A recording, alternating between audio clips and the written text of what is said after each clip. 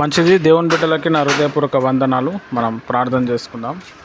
స్తోత్రం ప్రభా, పరిశుద్ధమైన దేవ, వాక్యంలో వెళ్తున్నాం. మాతో మాట్లాడు, నాకు కనిపించు, అందరికీ కనిపించు, నాతో మాట్లాడు, అందరితో మాట్లాడమని యేసుక్రీస్తు నామంలో ప్రార్థిస్తున్నాను తండ్రి, ఆమెన్. మంచిది. ఈ విధంగా మనము కలుసుకోవటం చాలా సంతోషము. సోమవారం రోజు మనకు ఒక స్పెషల్ ప్రేయర్ ఉంది, పర్సనల్ ప్రేయరే. మారు మనసు కోసం ప్రార్థన. అంటే మనం పుట్టినప్పటి నుంచి ఇప్పటి వరకు చేసిన పాపాలు మనకే బాగా తెలుసు, ఎవరికి తెలియదు. ఆ పాపాలు జ్ఞాపకం చేసుకొని వాటి కోసం ప్రార్థన చేయటం. మనం ఎంతోమందిని ఏడిపించి ఉండొచ్చు, లేకపోతే ఎవరి గురించి అన్నా మనము తిట్టి ఉండొచ్చు, బాధ పెట్టి ఉండొచ్చు, అట్లా ఎన్నో ఉండొచ్చు. వాటిని అన్నిటి కోసము మనము ప్రార్థన చేద్దాం. అయితే ఈ ప్రార్థన ఎలా చేయాలి అంటే, ఇప్పుడు మనం ఎట్లా లింక్ ప్రేయర్ ఎట్లయితే చేసామో సేమ్ అట్లనే మీకు ఏ టైం కుదిరితే ఆ టైం, మార్నింగ్ అయితే మార్నింగ్, మధ్యాహ్నం అయితే మధ్యాహ్నం, ఆ రోజు ఒక గంట సేపు దేవుని బతిమలాడాలి. యేసయ్య మన పాపాలన్నీ క్షమించాడు, కానీ మనం ఆ విలువ చూపిస్తున్నాం అన్నమాట, పశ్చాత్తాపడటం. మరి మనోదుఖము చాలా మంచిదని చెప్పి బైబిల్లో రాయబడ్డది. అంటే ఆత్మలో దుఃఖపడటం చాలా శ్రేష్టకరమైనని బైబిల్లో రాయబడ్డది. కాబట్టి మనం మన పాపాల కోసం నేను కూడా ప్రార్థన చేస్తాను. మీరు కూడా ఓన్లీ ఆ టైంలో నీ పాపాల కోసమే నువ్వు ఏడవాలి, ప్రార్థన చేయాలి. కొద్దిసేపు దేవునితో మాట్లాడాలి. ప్రభా, నా వయసు ఆ టైంలో అట్లా ఉన్నప్పుడు నేను ఇట్లా చేశాను, నాకు తెలిసి చేశాను, తెలియక చేశాను అని చెప్పి ప్రతిదీ పాయింట్ టు పాయింట్ దేవునికి చెప్పటం చేయండి. టైం దొరికితే ఈరోజన్నా రేపన్నా మీరు చేసినవన్నీ కూడా ఒకసారి గుర్తు చేసుకోండి. మీరు చేసిన పాపాలు కావచ్చు, రాంగ్ యాటిట్యూడ్ కావచ్చు, ఏదైనా కావచ్చు, దేవునికి విరుద్ధంగా ఉండొచ్చు. మనము అది ఎవరు కూడా క్షమించరు, ఓన్లీ దేవుడే క్షమిస్తాడు. అలా ప్రార్థన చేయటం వల్ల మనం చాలా ఫ్రీ అయిపోతాం అన్నమాట. మనలో చాలా ప్రశాంతత వస్తుంది, నెమ్మది వస్తుంది. అరే, నేను దేవునికి అన్నీ చెప్పుకున్నా కదా అని చెప్పి ఒక ఫీలింగ్ అనేది వస్తుంది. కాబట్టి అది సోమవారం రోజు, డేట్ 10వ తారీఖు, మీ టైం మీకు ఎట్లా ఉంటే అట్లా మీరు ప్రేయర్ చేయండి. పశ్చాత్తాపంతో, కన్నీటితో ప్రార్థన చేస్తే ఇంకా బాగుంటుంది. మనం ఎప్పుడు కూడా ప్రార్థన చేసేటప్పుడు నాకు అది కావాలా, ఇది కావాలనే ప్రేయర్ చేస్తాం. కానీ ప్రభా, నిన్ను దుఃఖపరిచాను, పలానా టైంలో నీ బిడ్డలను ఇంత బాధ పెట్టాను, నిన్ను ఇంత బాధ పెట్టినా అని చెప్పి మనం ఒప్పుకోము. అసలు మనం ఒప్పుకోవాలా, మనం మారుతున్నాము అని అంటే అదే ఒక చిహ్నం అన్నమాట. కాబట్టి ఆ మారు మనసు ప్రార్థన అనేది మనం చేద్దాము. ఆ ప్రేయరు చాలా ఇంపార్టెంట్. హల్లెలూయా. తర్వాత మనం ఇప్పుడు వాక్యంలో వెళ్దాం. జీసస్.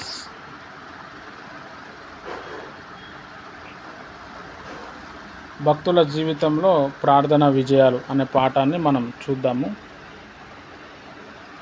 రైట్, 8వ పాఠము నేను చదువుతున్నాను, వినండి. అభివృద్ధి అడ్డదారులకు లేవు ఒకటే రాజమార్గం. స్కాట్లాండ్ దేశంలో దుండి అనే ప్రాంతంలో రాబర్ట్ మూరే గారు బలమైన సేవ చేశారు. ఆయన తన యవ్వన కాలంలో 29వ ఏట ప్రభువునందు నిద్రించారు.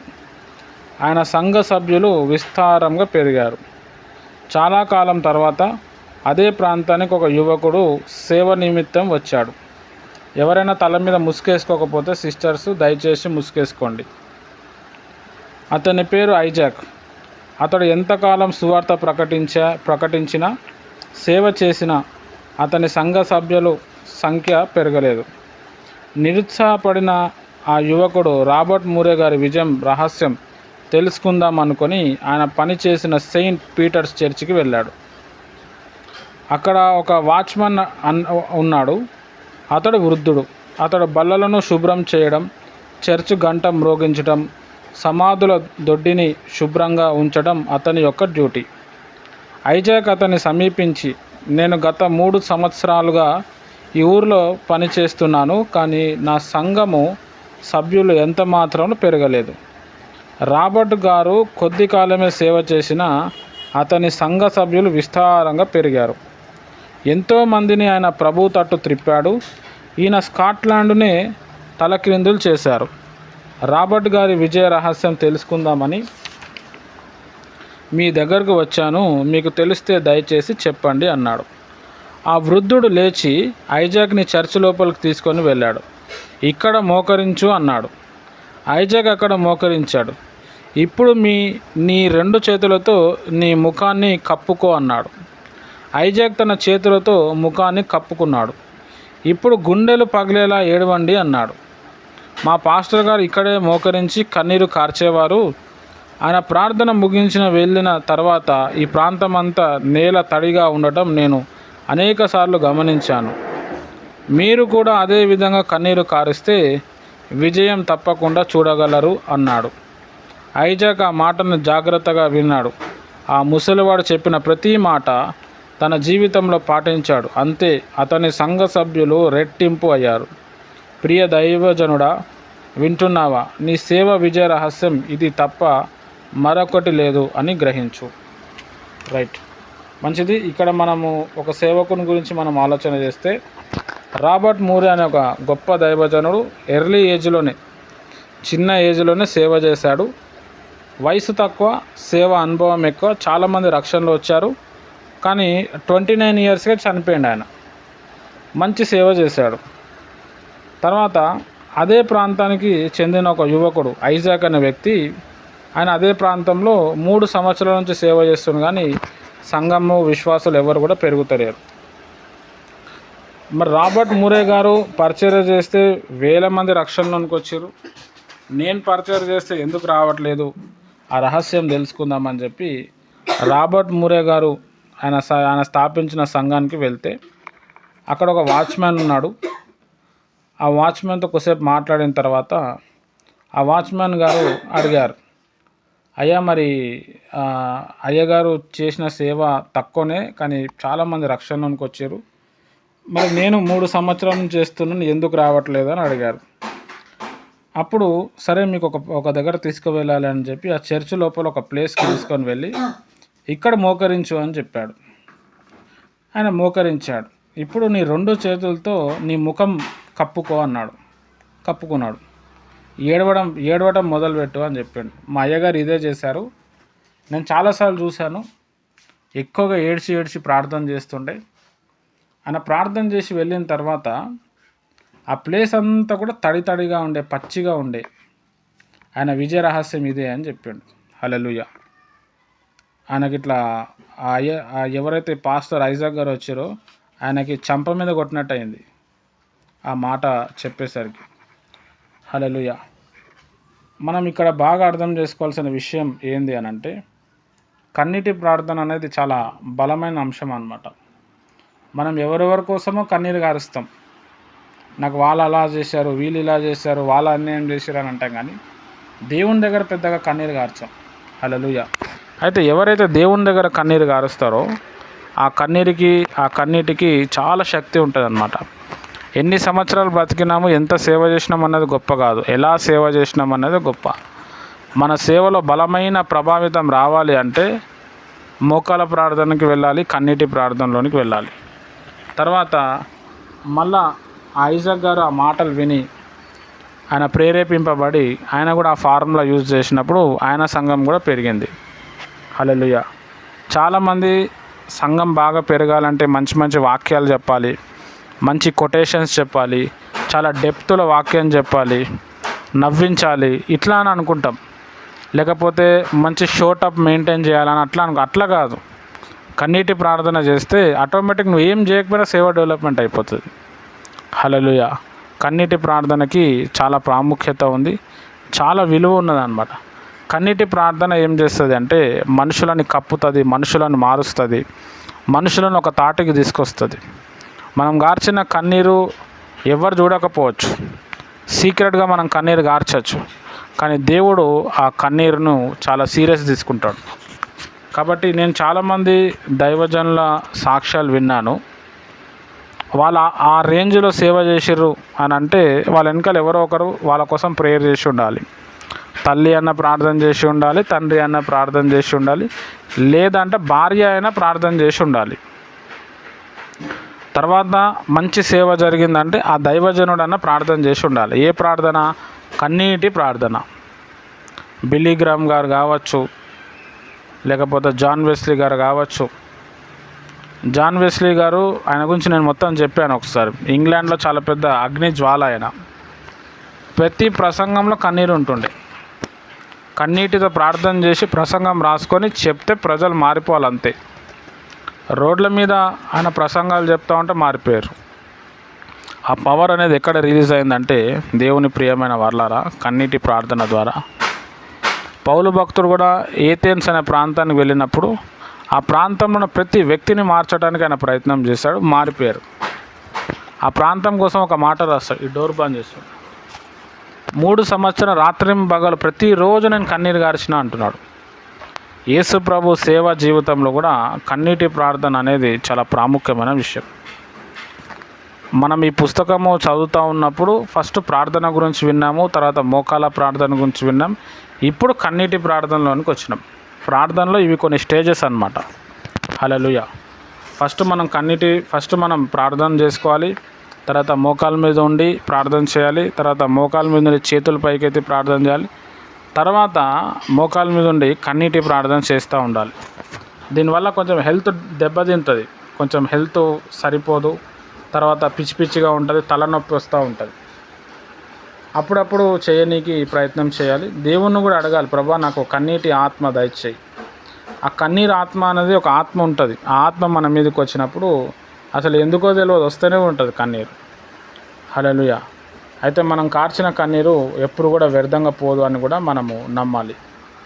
మంచిది. మనం నెక్స్ట్ స్టోరీ మనం చూద్దాము. 9వ స్టోరీ, పరలోకపు రాజ నగరిలో బంగారు రథము. కోయంబత్తూరులో ఒక పరిశుద్ధుడైన దైవ సేవకుడు దేవుని పరిచర్య చేసేవాడు. ఆయన పేరు కేటీ దానియేలు. గొప్ప ప్రార్థనాపరుడు, దేవునితో నిరంతరము సహవాసం చేయువాడు. ఆయన మోకాల ప్రార్థనే అతడు చేయుచున్న పరిచర్యకు ఉన్నతంగా హెచ్చించినది. 1961 సంవత్సరంలో ఆయన మరణ పడక మీద ఉన్నాడు. ఆయనకు మరణం ఆసన్నమైనప్పుడు తన పడక మీద నుండి లేచి కూర్చుండి తన యొద్దనున్న వారినందరినీ తన యొద్దకు పిలిచి, ఇక ఇంచుమించు అర్ధగంటలో నా రథము పరలోకం నుండి దిగి వచ్చును అని చెప్పాడు. తర్వాత ఆయన పరిశుద్ధులకు ఒకసారి అప్పగింపబడిన విశ్వాసము అనగా బోధ నిమిత్తము ధైర్యంతో పోరాడవలనని చెప్పబడిన యూదా పత్రిక 3వ వచనం ఆధారంగా ఒక చిన్న సందేశం అందించాడు. దానిలోని విశ్వాసంలో జీవించుట, విశ్వాసంతో మరణించుట, అతి పరిశుద్ధమైన విశ్వాసము మొదలైన వాటిని గూర్చి చక్కటి సందేశం అందించాడు. తర్వాత వారిలో ప్రతి ఒక్కరి కొరకు ప్రత్యేకంగా ప్రార్థించాడు. వారి నిమిత్తం ప్రార్థించిన ప్రార్థనలో వారిని ధైర్యపరిచే మాటలు ఎక్కువగా ఉన్నాయి. ఆ పిమ్మట ఇక 10 నిమిషాలలో నా రథం వస్తుంది అని పలుకుతూ తన పడకలో పరుండినాడు. తర్వాత ఇక 5 నిమిషాలు మాత్రమే కలదు అన్నాడు. ఆయన చెప్పిన రీతిగానే 5 నిమిషాలు గడిచిన వెంటనే ఆయన జయప్రదంగా ప్రభు యొక్క మహిమలలోకి చేర్చబడ్డాడు. మరో విచిత్రమైన సంగతి ఏమిటంటే అదే సమయంలో కేరళలోని ఒక దేవుని బిడ్డ ఒక దర్శనం చూశాడు. ఆ దర్శనంలో ఆకాశం తెరవబడింది. పరలోకపు రాజదారిలో తెల్లని వస్త్రములు ధరించిన దేవదూతలు ఆయన చుట్టూ కూడి ఉన్నారు. మీరందరూ ఈ విధంగా సమకూడి ఉన్నారు ఎందుకు అని ప్రశ్నించాడు.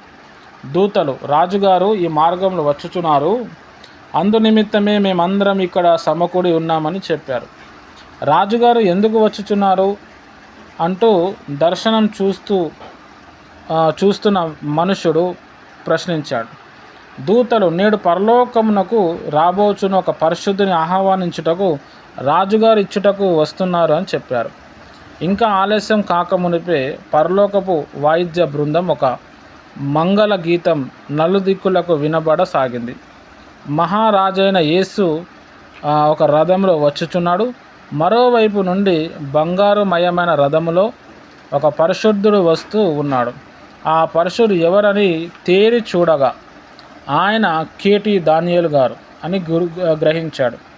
కేరళలోని మనుషుడు కేటీ దానియేలు గారు మరణించిన సంగతి ఎరగకే ఈ దర్శనం చూసి తదుపరి విచారించి దానియేలు గారు మరణించిందని నిజమని తెలుసుకున్నాడు.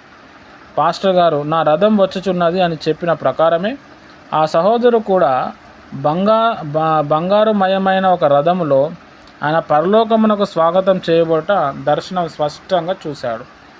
ఆ పరిశుద్ధుని జీవిత కాలంలో మాత్రమే కాదు, ఆయన చివరి నిమిషాలు కూడా మహిమతో విశ్వాసంతో నిండిపోయి ఉన్నాయి. ప్రియా దేవుని బిడ్డ, నీవును దేవునితో అట్టి సహవాసం కలిగి ఉండిన ఎడల మహిమకరమైన ధన్యతను పొందుకుంటావు. మోకాళ్ళు నల్లబడినప్పుడే ఒక పరిశుద్ధుని ముఖము తెల్లబడుతుంది. మోకాళ్ళు నల్లబడినప్పుడే ఒక పరిశుద్ధుని ముఖము తెల్లబడుతుంది. ఈ కొటేషన్ ఎవరు రాశారు అంటే ఎం దేవదాసాయి గారు రాశారు. ఇక్కడ మనం ఈ స్టోరీలో మనం గమనిస్తే కోయంబత్తూర్ అంటే తమిళనాడులో ఒక ప్లేస్ అన్నమాట. చాలా పల్లెటూరు టైప్లో ఉంటుంది. కోయంబత్తూర్ దాటిన తర్వాతనే కేరళ వస్తుంది అన్నమాట, సౌత్ ఇండియా. చెన్నై నుంచి దాదాపుగా ఒక 12 గంటలు ఉంటుంది రూట్. కేటీ దానియేలు గారు అని చెప్పి ఒక గొప్ప ప్రార్థనా పరుడు, చాలా మంచి సహవాసం దేవునితో చేశాడు, మంచి సేవ కూడా చేశాడు. ఆయన సేవ పెరగటానికి ఆయన మోకాల ప్రార్థనే అనమాట. మోకాల ప్రార్థన చేయటం ఆయన వీరుడు అనమాట. అయితే ఇక ఆయన టైం వచ్చేసింది, ఆయనకి హెల్త్ బాగాలేదు. ఆ హెల్త్ బాగాలేకపోతే కూడా బెడ్ మీద ఉండి ఆయన ప్రేయర్ చేస్తూ ఉన్నాడు. ప్రేయర్ చేస్తూ ఉంటే ఆయనకు ఒక విషయం అర్థమైంది, ఇంకా నేను కొద్దిసేపట్లో చచ్చిపోతున్నాను అని చెప్పి ఆయనతో పాటు ఉన్న వాళ్ళందరూ, వాళ్ళ విశ్వాసులు కావచ్చు, బంధువులు కావచ్చు, ఇంటివారు కావచ్చు, వాళ్ళందరినీ పిలిచి హ్యాపీగా చెప్తున్నాడు, ఇంకొక హాఫ్ అన్ అవర్లో నా కోసం ఒక రథం వస్తుంది, ఆ రథం ఎక్కి నేను వెళ్ళిపోతా అని చెప్తున్నాడు. తర్వాత ఒక 10 మినిట్స్ అయిన తర్వాత బైబిల్లోకి వెళ్ళి యూదా పత్రిక తీసి పరిశుద్ధులకి ఒక్కసారి అప్పగింపబడిన విశ్వాసము అంటే బోధ గురించి మాట్లాడుతూ మనం దేవుని కోసం నిలబడాలని కొంచెం ఒక చిన్న సందేశం ఇచ్చిండు. ఇచ్చిన తర్వాత ఇంకొక 5 నిమిషాల్లో రథం వస్తుంది అని చెప్పాడు. ఎగ్జాక్ట్గా ఆయన 5 మినిట్స్ అయిన తర్వాత ఆయన చనిపోయాడు. ఇది నార్మల్గా జరిగిపోయింది. ఆయన చనిపోయాడు, పరలోక రాజ్యానికి వెళ్ళిపోయాడు. అదే టైంలో కేరళలో ఉన్న ఒక యవ్వనస్తుడు ఒక ప్రార్థన చేస్తూ ఉంటే ఆయనకు ఒక దర్శనం వచ్చింది. ఆ దర్శనంలో ఆయన చూస్తూ ఉంటే చాలా దేవదూతలు ఒక ప్లేస్లో వచ్చినాయి. హల్లెలూయా. చాలా దేవదూతలు ఒక ప్లేస్లో వస్తే ఈయన పోయి ఆ దేవదూతలకు అడుగుతున్నాడు, మీరు ఇక్కడ ఎందుకు వచ్చిరని. లేదు, ఒక రాజు వస్తున్నాడు, ఆ రాజుని ఆహ్వానించడానికి మేము పంపబడ్డాము, మేము వస్తున్నాము, మేము అక్కడ ఉన్నాము అని అంటే, సరే ఈ రాజుని మనం కూడా చూద్దాము అని చెప్పి చూస్తూ ఉంటే ఒక రథం మీద యేసుప్రభు వారు వచ్చారు, ఇంకొక రథం మీద ఒక వ్యక్తి కనిపిస్తూ ఉన్నాడు. ఆ వ్యక్తి ఎవరు అని చూస్తే కేటీ దానియేలు గారు అని చెప్పి నా గుర్తుపట్టిండు అనమాట. పరలోకం చాలా సంతోషపడ్డది, ఆయనను తీసుకొని పరలోక రాజ్యానికి వెళ్ళిపోయారు. తర్వాత కొన్ని రోజుల తర్వాత ఆయన జస్ట్ దర్శనం వచ్చింది కదా అనుకున్నాడు. తర్వాత కొన్ని రోజుల తర్వాత ఆయనకి ఏం అర్థమైందంటే, అరే కేటీ దానియేలు గారు చనిపోయారు, ఆయన పరలోక రాజ్యం ఎత్తబడ్డారు అని చెప్పి ఆయనకు అర్థమైంది. హల్లెలూయా. చాలా ఇంపార్టెంట్. అంటే మనం ఎంత పరిశుద్ధంగా మనం జీవిస్తామో, ఎంత ప్రార్థన చేస్తామో పరలోక రాజ్యంలో మన కెపాసిటీ అనేది అంత పెరుగుతుంది అన్నమాట. అందరం మనం చనిపోయినప్పుడు ఖచ్చితంగా మన కోసం దేవదూతలు వస్తారు, వాళ్ళు మనం తీసుకొని పోతారు. మన మరణం ఏదో అడ్డిమారి గుడ్డిగా ఉండదు. మనం యేసు ప్రభుని నమ్ముకున్నాం, ప్రభు బలలో పాల్గొందాం, ప్రభువు కొరకు జీవించినాం కాబట్టి మరణం ఒక అద్భుతమైన విషయం అన్నాడు. ఒక పెద్ద మహిమ మనకి కనిపిస్తుంది. మన చుట్టూ దేవదూతలు వచ్చి కొన్ని వందల వేల దేవదూతలు వస్తారు, చనిపోయిన పరిశుద్ధులు కూడా వస్తారు. అంటే పరలోక రాజ్యంలో ఆ పరదేశంలో ఆ పరిశుద్ధులు వాళ్ళకు ముందే ఇన్ఫామ్ అవుతుంది అన్నమాట. వాళ్ళకి తెలుస్తుంది, ఈరోజు మన ప్లేస్కి ఒక కొత్త వ్యక్తి వస్తున్నాడు. ఎవరు ఆ వ్యక్తి అంటే పలానా అంటే అప్పుడు అరే ఆయన నాకు తెలుసు, నా ఫ్రెండు, లేకపోతే నా ఆత్మీయ కుమారుడు, నేను కూడా వస్తా ప్రభా, నేను పోతా అంటే దేవుడు ఏం చేస్తాడంటే వాళ్ళకి పర్మిషన్ ఇస్తాడు. అప్పుడు వాళ్ళు ఏం చేస్తారు అని అంటే ఆ ప్లేస్, ఆ వ్యక్తి ఎక్కడైతే చనిపోతున్నాడో అక్కడ వాళ్ళు ఆత్మ రూపంలో వస్తారు. వచ్చి ఏం చేస్తారంటే దేవదూతలు కూడా వస్తారు. దేవదూతలు కళ్ళు మూసినప్పుడు ఆ ఆత్మ బయటకు వచ్చి ఆయనతో పాటు వెళ్ళిపోతుంది. బంగారు రథం ఉంటుంది, దాని తర్వాత కార్పెట్ ఉంటుంది. చాలా గొప్ప. ఇప్పుడు ఒక వ్యక్తి ఒక యుద్ధాన్ని గెలిచి వస్తే ఎలా స్వాగతం చేస్తారు, ఒక ఎమ్మెల్యే గెలిచిన తర్వాత పార్లమెంట్కి వెళ్ళేటప్పుడు ఎట్లా స్వాగతం చేస్తారో, ఊరేగింపు ఇస్తారు, అట్లా దేవదూతలు, కొంతమంది పరిశుద్ధులు, వాళ్ళందరూ కూడా మనం చనిపోయిన తర్వాత పరలోక రాజ్యం పోయేటప్పుడు, పరదేశ్ అనే ప్లేస్కి వెళ్ళేటప్పుడు అంతే స్వాగతం ఇస్తారు. చాలా ఇంపార్టెంట్. అందుకే దేవుడు అనేవారు శాశ్వతము, ఈ లోకం శాశ్వతం కాదు. హల్లెలూయా. అందుకే దేవదాయ గారిది ఒక కొటేషన్ ఇక్కడ రాయబడ్డది. నీ మోకాలు నలుగుతనే నీ ముఖము తెల్లబడుతుంది ఆత్మీయంగా అని చెప్పాడు. అంటే ఎంత మోకాళ్ళ మీద ఉండి ప్రార్థన చేస్తామో, మోకాళ్ళకి వెళ్ళి ఎంత నొప్పి వస్తుందో ఆత్మ అంత బలపడుతుంది. మోకాళ్ళ ప్రార్థన వీరుని పడగొట్టడం ఎవ్వని వల్ల కాదు.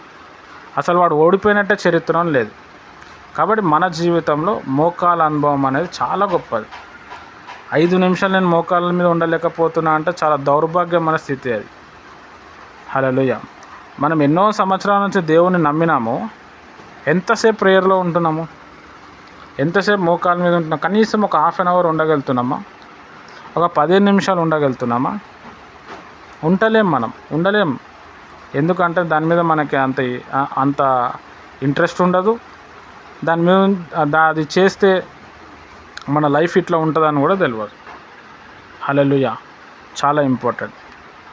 నేను అంతకుముందు కూడా చెప్పాను, కొంతమంది అన్య భాషలు మాట్లాడుతున్నప్పుడు బేస్ వస్తుంది, కొంతమంది మాట్లాడినప్పుడు రాదు. ఆ అన్య భాషలు మాట్లాడినప్పుడు బేస్ ఎందుకు వస్తుంది అంటే వాళ్ళు మోకాళ్ళ మీద ఉంటారు. మోకాళ్ళ మీద ఉండి భాషలు పొందుకున్న, మోకాళ్ళ మీద ఉండి ప్రార్థన చేస్తే ఆ వాయిస్లో కూడా శక్తి వస్తుంది. ఆ వాయిస్ ఎక్కడ వినబడినా అక్కడ ఒక ప్రకంపన జరుగుతుంది. దేవుని ఒక సన్నిధి అక్కడ నిలబడుతుంది. ఆ వాయిస్లో అంత స్టామినా వస్తుంది. అంటే మోకాళ్ళ ప్రార్థన అనేది ఆ మనిషిలో ప్రతిదీ మార్చేసి పరలోక రాజ్యానికి చాలా ఇంపార్టెంట్ వ్యక్తిగా ఈ మోకాళ్ళ అనుభవం అనేది ఏం చేస్తుంది అంటే మనల్ని మార్చేస్తుంది. హల్లెలూయా. గొప్ప గొప్ప దైవజనులు మీరు చూడండి, వాళ్ళు మోకాళ్ళ మీద ఉండే ప్రార్థన చేసేటోళ్ళు. వాళ్ళ మోకాలు మనం చూస్తే నల్లగా కందిపోయి అక్కడ కాయలు కాసేదన్నమాట. ఎక్కువగా తరచుగా మోకాళ్ళ మీద ఉండటం, మోకాళ్ళ మీద ఉంటే మోకాళ్ళ మీద ఉంటా, లేకపోతే ఉండను అని వాళ్ళు ఏం చేసేవాళ్ళు అంటే మోకాళ్ళ మీద చాలా సీరియస్గా ప్రేయర్లో కూర్చునేవాళ్ళు. హల్లెలూయా. ఎందుకు అనంటే మోకాళ్ళ ప్రార్థన జీవితం అనేది మన లైఫ్ని దేవుని తట్టు అట్రాక్ట్ చేస్తుంది. ఒక వ్యక్తి మన దగ్గర మనం వెళ్తూ ఉంటే మోకరించి మనకి ఏదైనా అడిగితే సరేలే, ఓకే, నో ప్రాబ్లం అని చెప్పి మనకి ఇవ్వాలనిపిస్తుంది. అంటే ఆ మోకాలు అనేది ఏం చేస్తుందంటే ఇంకొక వ్యక్తిని అట్రాక్షన్ చేస్తుంది అన్నమాట. కాబట్టి మోకాల ప్రార్థన అనేది చాలా గొప్పది. నేడు చాలా సంఘాల్లో, పెద్ద పెద్ద సంఘాల్లో మోకరించటమే లేదు. వెళ్తున్నాము, అక్కడ కూర్చుంటున్నాము, వచ్చేస్తున్నాం. వాళ్ళు మోకాల ప్రార్థన గురించి చెప్పరు, మనకు కూడా అసలే తెలియదు.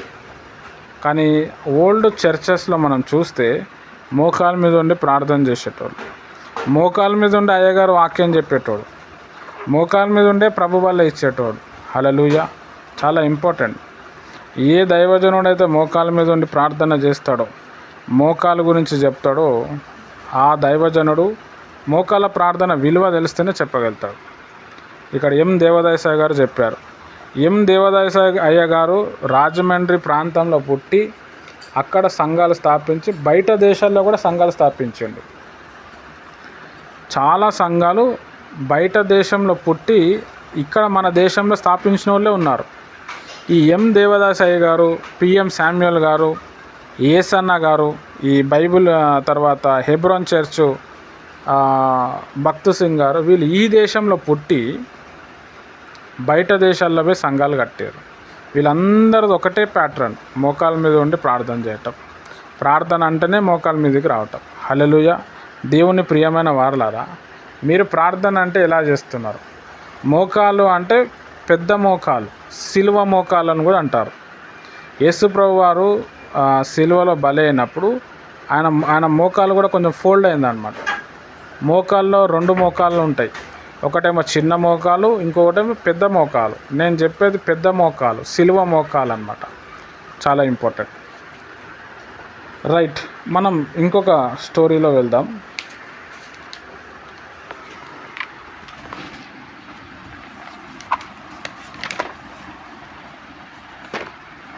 రైట్, 10వ స్టోరీ.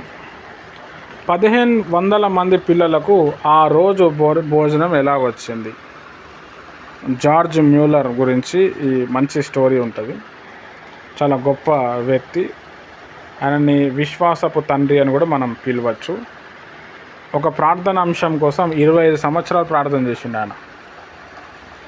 ఆయన. ఎంతమందిని చూశాడో, ఎంతమందిని కలిశాడో వాళ్ళందరినీ మార్చేసిండు ఆయన. వాళ్ళ 3 ఫ్రెండ్స్ మారటానికి దాదాపుగా 25 ఇయర్స్ ప్రేయర్ చేసిండు ఆయన. 1 డే కాదు, 2 డేస్ కాదు, 25 ఇయర్స్. ప్రభా, నేను చనిపోయే లోపల మా ఫ్రెండ్స్ అందరికీ సువార్త ప్రకటింపబడాలా, వాళ్ళ రక్షణలోనికి రావాలా. ఆయన ప్రేయర్ అదే. చాలా స్కూల్స్ కట్టించాడు. తర్వాత విధవరాలకి అపార్ట్మెంట్స్, బిల్డింగ్స్ కట్టించాడు. పేదవారు, అనాథులకి పోషించాడు. ఎంత గొప్ప పనులు చేశాడు ఓన్లీ ప్రార్థన ద్వారా. మోకాల అనుభవం అనేది అంత గొప్ప విషయం అన్నమాట. హల్లెలూయా. రైట్, మన సబ్జెక్ట్లోనికి వద్దాం. 19వ శతాబ్దంలో ఇంగ్లాండ్ దేశంలోని బ్రిస్టిల్ నగరంలో ప్రభువును సేవించిన నమ్మకస్తుడైన దైవజనుడు ఉండేవాడు. అతని పేరు జార్జ్ మూలర్. ఆయన నడిపించుచున్న అనాథాశ్రమంలో దాదాపు 1500 మంది పిల్లలు ఉన్నారు. జార్జ్ మూలర్ గారు ఎవరి నుండి కూడా ఆర్థిక సహాయం ఎదురు చూడక విశ్వాసం ద్వారానే ప్రతిదినం వారిని పోషించి పరామర్శించు నుండేవారు. ఆశ్రమం యొక్క అవసరతలన్నీ ప్రార్థన ద్వారా దేవునికి మాత్రమే తెలుపవలనని, ఏ వ్యక్తికి ఆ అవసరతను తెలుపకూడదని తన యొద్ద పనిచేయవారికి చెప్పేటివాడు. ఒక దినం ఆశ్రమంలో భోజనం లేని పరిస్థితి ఎదురయ్యింది. ఒకవేళ ఎవరైనా వచ్చి ఆర్థిక సహాయం చేసినను వంట సామాను కొని వంట చేసి వడ్డించు లోపనే ఆ పసిపిల్లలు ఆకలి చేత సొమ్మసిల్లి స్పృహ తప్పి పడిపోదురేమో అన్నట్టు ఆ ఆశ్రమంలో పరిస్థితి ఉండినది. ఈ విషయం అక్కడ పనివారు మూలర్ గారికి తెలియపరచగా ఆయన దేవుని పట్టుదలతో ప్రార్థించాడు. అప్పుడు ఒక కొత్త విశ్వాసము ఆయన ఆత్మలో చిగురించింది. ఆయన, మీరు పిల్లలందరినీ పంక్తులలో కూర్చుండబెట్టుడని చెప్పి వడ్డించుటకు పళ్ళెంలో వారి ముందు ఉంచమని చెప్పాడు. పనివారు అలాగే చేశారు. తర్వాత పిల్లలందరితో కన్నులు మూసుకొని ప్రభు అనుగ్రహించిన ఆహారంకే స్తోత్రము చెల్లించుడి అని చెప్పాడు మూలర్ గారు. ఖాళీ పళ్ళెమును ముందుంచుకొని కూర్చుండి ఉన్న అమాయక పసిపిల్లను తమ చేతుల పైకెత్తి స్తోత్రాలు చెల్లించారు. అదే సమయంలో కొన్ని గుర్రపు బండ్లు ఆ ఆశ్రమం ఎదుటికి వచ్చి నిలబడ్డాయి. జార్జ్ మూలర్ గారి ఆశ్రమం ఇదేనా అంటూ ఒక వ్యక్తి క్రిందికి దిగి వచ్చాడు. ఆ బండ్ల నిండా ఆహార పదార్థాలు ఉన్నాయి, వీటిని ఎక్కడ దించమంటారు అని ఆ వ్యక్తిని అడిగాడు. ఆ ఆహారము నేరుగా పిల్లలను వడ్డించండి అని అక్కడ పనిచేయ పరిచారకులు చెప్పారు. ఆ దినం పిల్లలకు రుచికరమైన ఆహారం వడ్డించబడింది. అసలు ఏమి జరిగినదో తెలుసా? ఆశ్రమానికి సమీపంలో గల గ్రామంలో కొత్తగా వివాహమైన దంపతులకు రిసెప్షన్ ఏర్పాటు చేయబడింది. రకరకాల వంటకాలతో విందు భోజనం సిద్ధం చేయబడింది. అయితే హఠాత్తుగా ఆ ఇంటి వారిలో ఒకరు మరణించారు. అందుకే విందు ఏర్పాట్లు నిలిపివేయవలసి వచ్చింది. విస్తారమైన జనుల కొరకు సిద్ధపరచబడిన ఆహారమును ఏం చేయాలో పెళ్ళింటి వారికి ఎటు తోచలేదు. అప్పుడే జార్జ్ మూలర్ గారి అనాథాశ్రమం వారికి గుర్తు వచ్చింది. బండ్ల నిండా ఆ భోజనం అంతటి ఆశ్రమానికి తీసుకొని వచ్చారు. విశ్వాసంతో దేవుని స్తుతించిన బాలులకు ఇతర దినముల కంటే ఆ దినము శ్రేష్టమైన భోజనం దేవుడు సిద్ధపరిచాడు. అప్పుడు జార్జ్ మూలర్, అనాథులను నేను ఎక్కువగా ప్రేమించుట వలన కాదు, వారు దేవుని నమ్మదగిన వారు, వారి దేవుడు నమ్మదగినవాడు అని లోకానికి నిరూపించుటకే ఈ అనాథాశ్రమం నడిపించుచున్నాను అన్నాడు. ఎవరు వద్దను ఆర్థిక సహాయము ఎదురు చూడక ఆ ఆశ్రమం అవసరతలన్నిటిని కొరకు దేవుని సన్నిధిలో ప్రార్థించి కనిపెట్టుట ద్వారానే నేను దీనిని నడిపించగలుగుచున్నాను అని మూలర్ చెప్పాడు. తన 92వ సంవత్సరం నందు మంచి ఆరోగ్యవంతునిగా జీవించి 1898 సంవత్సరం ప్రభువునందు నిద్రించాడు జార్జ్ మూలర్. ఆయన వ్యక్తిగత జీవితంలో ఆయన చేసిన సేవలోను ఎట్టి పరిస్థితుల్లోనైనా దేవుడు నమ్మదగినవాడు అని నిరూపించాడు. ప్రార్థనయే ఊపిరిగాగల విశ్వాస వీరుని చరిత్ర ఇది. జార్జ్ మూలర్ ప్రార్థనా జీవితము దేవుడు నిన్ను సవాలు చేస్తున్నాడు. మీకు చదివే వరకు అప్పటికి అర్థమై ఉంటుంది, కానీ నేను చెప్తాను. మరి జార్జ్ మూలర్ అనే దైవజనుడు చాలా గొప్ప దైవజనుడు. దైవజనుడు అంటే ఏంటంటే మాదిరి చూపువాడు అనమాట. పైసలు ఇవ్వండి అని కాదు, మాకు ఇంత సంఘం కడుతున్నాం, సేవ చేస్తున్నాం అని కాదు, ప్రతిదీ దేవుని దగ్గర అడిగేటోడు. ఒకరోజు ఏమైందంటే, అనాథ పిల్లలు ఉన్నారు, వాళ్ళకి బాగా ఆకలిస్తుంది, ఇంట్లో కిచెన్ కిరాణా సామాన్లు అన్నీ అయిపోయినాయి. వాళ్ళు వచ్చి చెప్పారు సార్కి, సార్ మొత్తం అయిపోయింది, ఏం చేద్దామని. ఈయనేమో ఎవరికి అడగద్దు, ఈయన నినాదము, దేవుడు ఇస్తే తినాలా లేకపోతే లేదు. ఆ 1500 మందికి భోజనం ఏర్పాటు చేయాలంటే చాలా టైం పడుతుండే. అప్పట్లో గ్యాస్ లేకుండా కట్టెలు పొయ్యి ఉంటుండే. సరే అని చెప్పి నా ప్రార్థన చేసినప్పుడు దేవుడు నాకు కొంచెం ఆలోచన ఇచ్చాడు. దాని ప్రకారం ఆయన ముందుకు వెళ్ళిపోయాడు. ఆ ఆలోచన ఏంది అని అంటే, అందరిని ఒక దగ్గర కూర్చోబెట్టేశాడు. పిల్లలందరినీ కూర్చోబెట్టేశాడు, ప్లేట్లు పెట్టేశాడు. ఇప్పుడు దేవుడు మనకు రుచికరమైన భోజనం ఇవ్వబోతున్నాడు.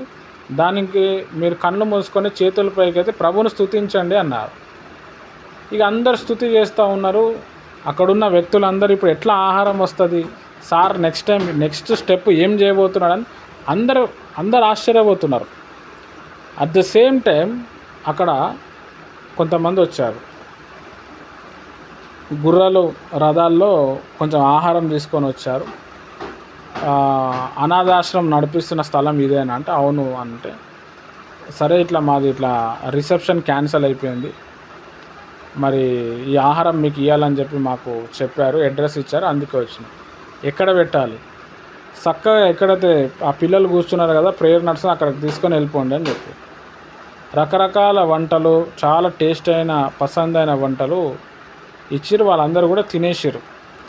అట్లా జార్జ్ మూలర్ గారు ఆ పిల్లల్ని ఆయన బ్రతికిన దినములన్నీ కూడా ప్రేయర్ ద్వారానే కాపాడిండు. ఆయన లైఫ్ స్టైల్ బుక్ ఉంటుంది, అద్భుతం, మైండ్ పోతుంది మనకి. 82 సంవత్సరాలు అప్పుడు కూడా ఆయనకి ఏ రోగం రాలేదు. డాక్టర్స్ అడిగేవాళ్ళు, సార్ మీకు ఏ రోగం రాలేదు అని అంటే ఆయన పదే చెప్పేటోడు, నేను బాగా బైబిల్ చదువుతా అని చెప్పేటోడు. నాకు ఆశీర్వాదం కావచ్చు, విడుదల కావచ్చు, స్వస్థత కావచ్చు, ఆ బైబిల్ చదవటం వల్లనే వచ్చిందని చెప్పింది. హల్లెలూయా. చాలా ఇంపార్టెంట్. ఆయన వ్యక్తిగత జీవితంలో, సేవలో ఎవరి మీద కూడా ఆయన ఆధారపడి ఉండేటోడు కాదు. దేవుడే ఇస్తాడు, దేవుడే చేస్తాడు అని చెప్పి ఆ నినాదంతో వాళ్ళు వెళ్ళిపోయేటోడు. హల్లెలూయా. చాలా ఇంపార్టెంట్. కాబట్టి దేవుని ప్రియమైన వారలారా, మరి వీరి జీవితం మనకి సవాలు వేస్తూ ఉన్నది. మనం కూడా మన జీవితంలో దేవుని మీద ఆధారపడటం, దేవుణ్ణి అడగటం చాలా ఇంపార్టెంట్. నేను మీకు చాలాసార్లు చెప్పాను, మీ సోర్స్ ఆఫ్ ఇన్కమ్ కోసం, మీ శాలరీ కోసం ఒక అంశం పెట్టుకొని దానికోసం ప్రేయర్ చేయండి అని. హల్లెలూయా. చాలా ఇంపార్టెంట్.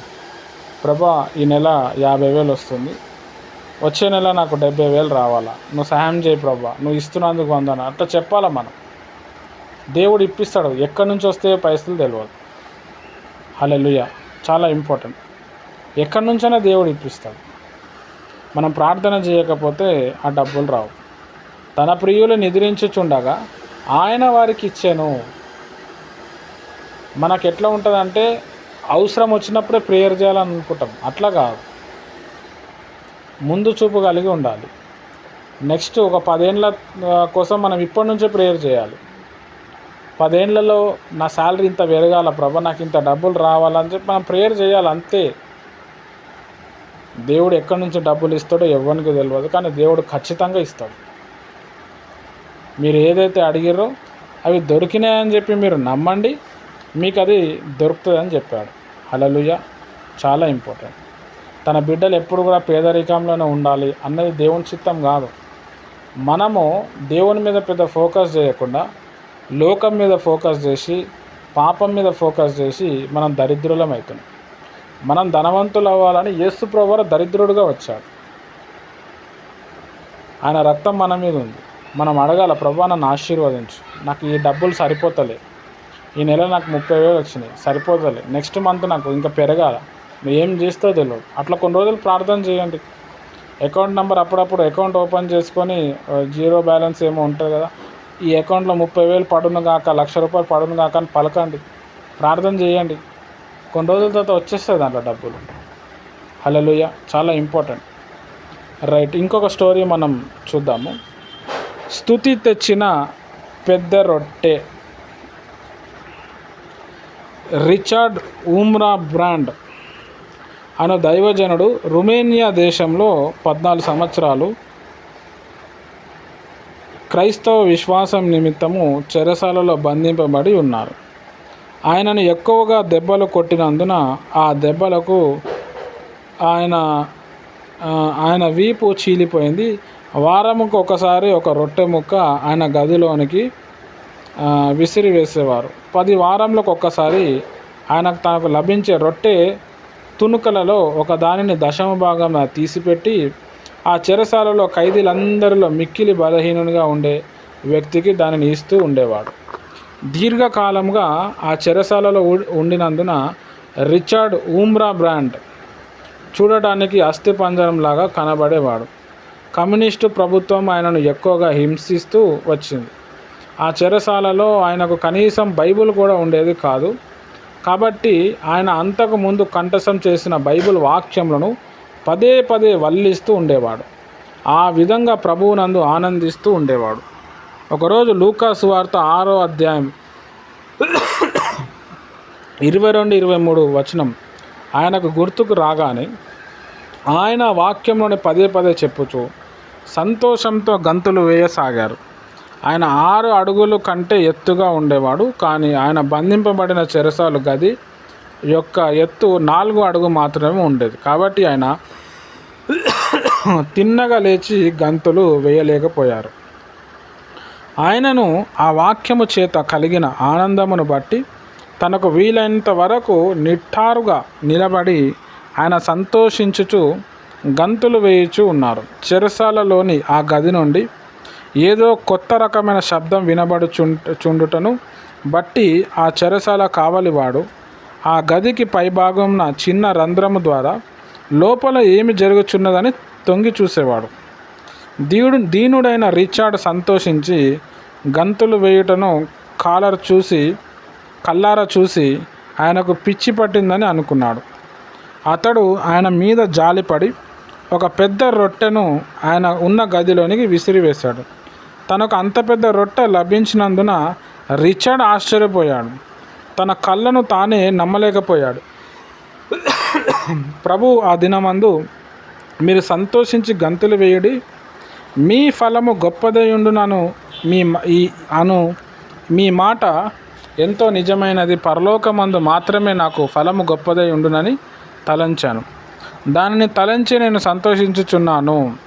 అయితే నేను సంతోషించి గంతులు వేసిన ఎడల ఈ భూమి మీద కూడా నాకు గొప్ప ఫలము కలుగునని ఇప్పుడే గ్రహించుకున్నాను అని పలికి ఆయన ఆనందము పరవశులై గంతులు వేశారు.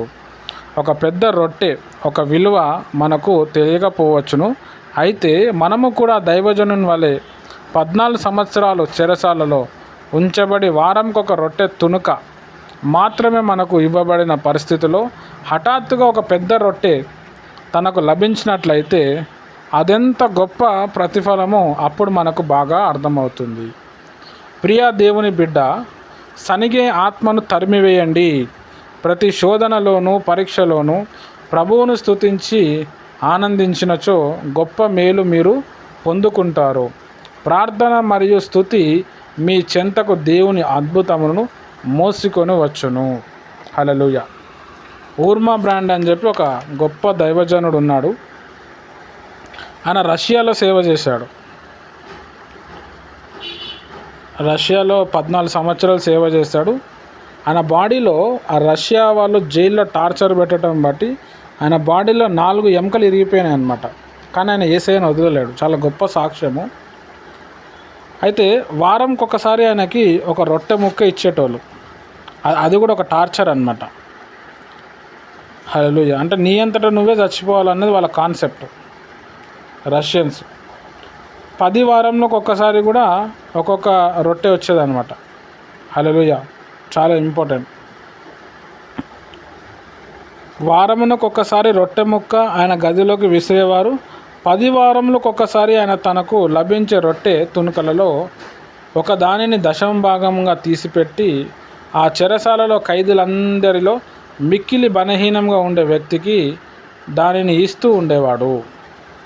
వారంకి ఒక రొట్టె. అయితే 10 వారాలు అయినప్పుడు ఆ 10 వారంలో ఒక వారం రొట్టె పక్కన పెట్టి ఆయన ఖైదీలతో పాటు ఆయనది ఒక టీం ఉండే, ఆ టీం వాళ్ళందరూ కూడా ఉండేటోళ్ళు రూమ్లో. ఎవరైతే వీక్ పర్సన్ ఉండేవారో వాళ్ళకి ఇచ్చేసేటోళ్ళు. ఇక ఈయన మిగతా టైంలో అంతా ఫాస్టింగ్ ఉండేటోడు. మొత్తం అస్థిపంజరంలోకి అయిపోతుండే. ఎక్కువగా బైబిల్ అంటే బాగా పిచ్చి అనమాట. అయితే బైబిల్ చదువుదామంటే బైబిల్ గుర్తుకు లేదు, బైబిల్ ఇయ్యలేదు. బైబిల్లో ఒక వాక్యం గుర్తొచ్చింది. ఆ వాక్యంని ధ్యానం చేసినప్పుడు చాలా సంతోషపడ్డాడు. ఈయన గంతులు వేయటం మొదలుపెట్టాడు. ఆయన ఉండటమే 6 ఫీట్ మీద ఉంటాడు. ఆ జైలు ఏమో 4 ఫీట్ హైట్లోనే కట్టారు. అయితే గట్టిగా నిలబడితే కూడా ఆయన అది సరిపోదు అనమాట ఆయన హైట్. అయినా కానీ ఏదో ఒక రకంగా నిలబడి ఆ వాక్యాన్ని ధ్యానం చేసుకుంటూ గుర్తొచ్చిన వాక్యాన్ని బట్టి బాగా సంతోషపడి గంతులు వేసేటోడు. పక్కన ఉన్న ఎవరైతే జైలర్ ఉన్నారో ఆయన మెల్లగా ఒక చిన్న రంధ్రం కొట్టి చూసేవాడు, అసలు ఏమీ నేను చేస్తున్నాడు అంటే. ఇక అప్పటికి నాకు గడ్డం పెరిగిపోయి ఎన్నో రోజులు స్నానం చేయకుండా ఉంటారు కదా. ఇక ఈయనకేదో పిచ్చి పట్టిందని చెప్పి జాలిపడి ఏం చేసేటోడంటే ఆయన దగ్గరకు వచ్చే రోజు ఒక రొట్టె వస్తే ఒక రొట్టె ఆయనకి ఇచ్చేసేటోడు. ఆ రొట్టె మరి ఆ ఊర్మా బ్రాండ్ గారు చూసి ఆశ్చర్యపోయారు అనమాట. అంత పెద్ద రొట్టె, వారంకి ఒక రొట్టె దొరకటమే ఎక్కువరా బాబు అంటే నాకు ఇంత పెద్ద రొట్టె ఇచ్చిండు. ఊర్మా బ్రాండ్ అనుకుంటున్నాడు, ఏమనుకుంటున్నా అంటే నేను దేవుణ్ణి స్తుతించినందుకు, గంతులు వేసినందుకు దేవుడు నాకు రొట్టెనిచ్చాడు. హల్లెలూయా. చూడండి ఎంత గొప్ప విశ్వాసము. ఆ విశ్వాసము, ఆ వాక్యం చదివేటప్పుడు ఆ సంతోషం, ఇదంతా కూడా ప్రార్థన చేయటంలో మనకు వస్తుంది. అంటే ప్రార్థన ఏం చేస్తుంది అంటే దేవుని ప్రియమైన వారలారా టోటల్గా మన లైఫ్ని ట్రాన్స్ఫార్మ్ చేస్తుంది. యేసు ప్రభు వారు కొండ మీద ఎక్కారు. ఆ కొండ 2 కిలోమీటర్లు ఉంటుంది హైట్. ఆ 2 కిలోమీటర్ హైట్ కొండ ఎక్కి యేసు ప్రభు వారు రూపాంతరం చెందినప్పుడు ఆయన ప్రార్థన చేస్తూ ఉంటే ఆయన బట్టలు మొత్తం తెల్లగా అయిపోయినాయి. అట్లా తరచుగా ప్రార్థనలో మనం వెళ్ళగలిగితే మన మైండు, మన ఆత్మ, మన శరీరము అంతా కూడా రూపాంతరం అనుభవంలోనికి వస్తుంది. ఇప్పటికీ క్రైస్తవం నిలబడే ఉంది. ఎంతోమంది రాజులు క్రైస్తవుని చంపారు, భయపెట్టారు, ఎన్నో చేశారు, కానీ అది ఆగిపోలేదు. ఎందుకు అంటే అప్పట్లో ఉన్న కొంతమంది భక్తులు బాగా ప్రార్థన చేసి రూపాంతరం పొంది ఇలాంటి సాక్ష్యాలు మనకి అనుగ్రహించారు. ఊర్మా బ్రాండ్ అంత శోధన, శ్రమ మనకి లేదు. 14 సంవత్సరాలు చాలా భయంకరమైన టార్చర్ అనుభవించింది. ఆయన జీవిత చరిత్ర చదివితే ఏడుపు వస్తుంది మనకి. కానీ దేవుడు అతన్ని బతికించాడు. తర్వాత అక్కడ గవర్నమెంట్ కూలిపోయింది, ఆయన బయటికి వచ్చాడు, సేవ కూడా చేశాడు. హైదరాబాద్కి కూడా వచ్చాడు ఆయన సాక్ష్యం చెప్పడానికి. ఒక 25 ఇయర్స్ బ్యాక్ అనుకుంటా. మంచి సాక్ష్యం చెప్పాడు. ఇప్పుడు ప్రభునందు నిద్రించాడు. కాబట్టి దేవుని ప్రియమైన వారలారా మరి మనం ప్రార్థన ఎలా చేస్తున్నాం? మన లోపల ఉన్న పిరికి ఆత్మను మనం తరిమేద్దాం. నువ్వు ఇంత ప్రార్థన చేసినావు, నీకేం, అది వదిలేద్దాం. ప్రభువుని స్తుతిస్తాం, ప్రభువుని బట్టి మనము కొనియాడదాం. ప్రభు మనల్ని దీవిస్తాడు. హల్లెలూయా. కష్టాల్లో, శోధనలో, సమస్యల్లో ఉన్నప్పుడు ప్రభువుని బట్టి స్తుతించటం అంటాం కదా, అది రియల్ భక్తి అన్నమాట. కడుపు నిండా ఫుడ్ ఉండి చేతుల ఖర్చులకు డబ్బులు ఉండినప్పుడు యేసయ్య నిజమైన దేవుడు, నాకు అలా చేశాడు, ఇలా చేశాడు, ఇది చెప్పటం గొప్ప విషయం. ఇది ఎవడైనా చెప్తాడు. కడుపు కాలుతూ కూడా ఆదరించేటోళ్ళు లేరు, మాట్లాడేటోళ్ళు లేరు, ఏమీ లేనప్పుడు ఫిజికల్గా టార్చరు, మెంటలీ టార్చరు, తర్వాత స్పిరిచువల్గా కూడా టార్చర్ ఉన్నప్పుడు ఆ టార్చర్లో దేవుని ఒక వాక్యాన్ని జ్ఞాపకం చేసుకుంటూ ఆయన సంతోషపడుతున్నాడు. అలాంటి భక్తులు దేవునికి కావాలని చెప్పి దేవుడు చూస్తూ ఉన్నాడు. కాబట్టి అలాంటి భక్తుల జీవితంలో అలాంటి విశ్వాసం కలిగి మనం ఉండాలి. దేవుడి మాటలు దీవించును గాక. ఆమేన్. మనం ప్రార్థన చేసుకుందాం. స్తోత్రం తండ్రి. ప్రభా, మరి 4 స్టోరీస్ని ప్రభా మరి మీరు మా ముందర ఉంచినారు. మా విశ్వాసాన్ని మీరు బలపరిచినారు. ఇంకా అనేకులు మీరు బలపరచండి. బంధకాలని తెంపివేయండి. నీ రాకడలో మమ్మల్ని అందరినీ సిద్ధపరచు. ఈ కాన్ఫరెన్స్లో ఉన్న ప్రతి బిడ్డ విశ్వాసంలో ఎదుగుట కృపై అందరినీ ఆత్మపూర్ణులుగా మార్చు. ఈ యొక్క రాకడలో సిద్ధపరచుకున్నాను. యేసుక్రీస్తు నామంలో ప్రార్థిస్తున్నాను తండ్రి. ఆమేన్. ప్రభువైన యేసుక్రీస్తు కృప, తన యొక్క పరిశుద్ధాత్మ సహవాసం ముఖ్యంగా మీకు సదాకాలం తోడే నడిపించును గాక. ఆమేన్. మంచిది. అందరికీ ప్రైజ్ ది లార్డ్. రేపు శనివారం పొద్దున 10 గంటల నుంచి 12:30 వరకు మిగతా వాళ్ళందరికీ ఉపవాస ప్రార్థన ఉంటుంది. 1 o'clock ప్రేయర్ ఉంటుంది. Thank you. అందరికీ ప్రైజ్ ది లార్డ్.